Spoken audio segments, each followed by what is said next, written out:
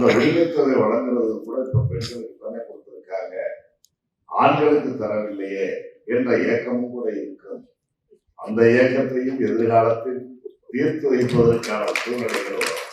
மகளிருக்கு உரிமை தொகை வழங்கப்படுவது போல ஆண்களுக்கும் உரிமை தொகை வழங்கப்பட வேண்டும் என கோரிக்கை உள்ளதாகவும் வரும் காலத்தில் நிவர்த்தி செய்யப்படும் என அமைச்சர் பெரிய கருப்பன் தெரிவித்துள்ளார். பார்த்து ஏங்கிய காலம் இப்ப நிவர்த்தி செய்யப்பட்டிருக்கிறது. முதலமைச்சர் அவர்கள் தேர்தல் காலத்தில் வாக்குறுதி கொடுத்தார்கள்.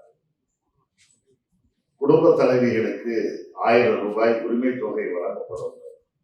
அந்த உரிமை தொகை வழங்குறது கூட இப்ப பெண்களுக்கு தானே கொடுத்திருக்காங்க, ஆண்களுக்கு தரவில்லையே என்ற ஏக்கமும் கூட இருக்கும். அந்த ஏக்கத்தையும் எதிர்காலத்தில் தீர்த்து வைப்பதற்கான சூழ்நிலைகள் வரும்.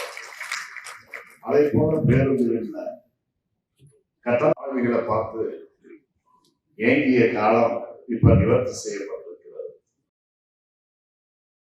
செய்திகளை உள்ளது உள்ளபடி தெரிந்து கொள்ள ரெஃப்ளெக்ட் நியூஸை சப்ஸ்கிரைப் பண்ணுங்க.